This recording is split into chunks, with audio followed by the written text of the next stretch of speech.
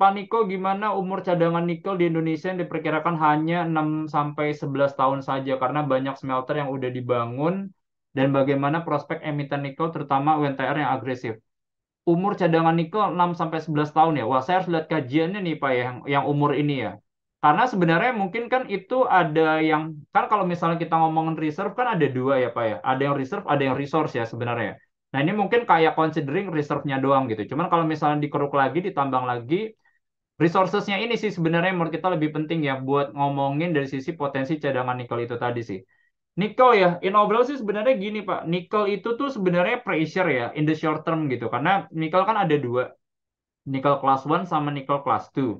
Nah, nikel class 2 tuh yang banyak dipakai sebenarnya buat lapisin baja gitu ya. Jadi intinya buat coating lah, stainless steel gitu, related. Nah, jadi kalau itu tuh demand lagi nggak terlalu bagus sebenarnya. Kenapa? Karena kalau kita lihat kayak contohnya di China, salah satu pembeli paling besarnya gitu ya, mereka pembeli paling besar, itu kan sektor propertinya lagi lumayan jatuh. Sektor propertinya lagi lumayan jatuh, kelihatan kayak company kayak Country Garden, habis itu Evergrande, itu kan lagi bermasalah gitu. Jadi itu yang bikin kayak harganya tuh turun terus sebenarnya. Nah, jadi turun terus. Kalau kita lihat di China, itu tuh inventory tuh lagi banyak banget. Jadi posisinya adalah oversupply. Kenapa? Karena emiten Indo bangun terus nih smelter yang modelnya rotary kiln, RKEF gitu, rotary kiln electric furnace. Nah, jadi itu ya sebenarnya bikin tuh barang banyak banget sebenarnya. Nah, saya nggak mau terlalu banyak suka emiten yang lagi punya exposure ke situ karena long termnya masih agak berat lah karena mereka bilang oversupply ini tuh bisa berlanjut sampai 5 sampai 10 tahun ke depan. Jadi pressure banget. Nah, cuman kalau yang misalnya buat yang nickel class 1, saya sih sebenarnya ngelihatnya lebih struktural nih dari sisi demand-nya. Pertama adalah gini, jadi ini kan kayak smelternya kan datangnya kayak HPAL ya, jadi high pressure acid lead sebenarnya. Nah, ini kayak produknya itu adalah yang model MHP, hydroxide. Jadi yang dipakai sebenarnya buat baterai listrik. So far, pemainnya tuh belum begitu banyak karena secara percentage buat masuk ke HPAL ini susah-susah gampang sih. Saya kemarin ketemu sama company, 7 dari 10 company itu gagal buat kalau masuk ke Adspal ini tadi. Nah, jadi ketika misalnya perusahaan punya Adspal, bisa jalan, make money, mereka jadi early mover sebenarnya. Walaupun nanti pelan-pelan orang akan sadar teknologinya akan normalisasi sih.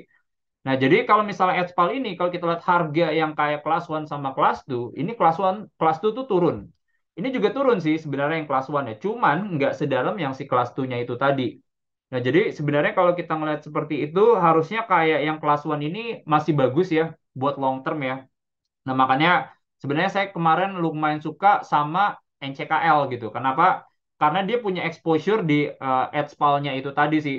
Terus cash cost mereka tuh rendah banget kan buat bangun buat yang nikel kelas 1 ini. Jadi cash cost mereka rendah banget, mereka punya exposure di sini karena mereka waktu itu kerjasamanya sama Legend. Legend ini dari Cina.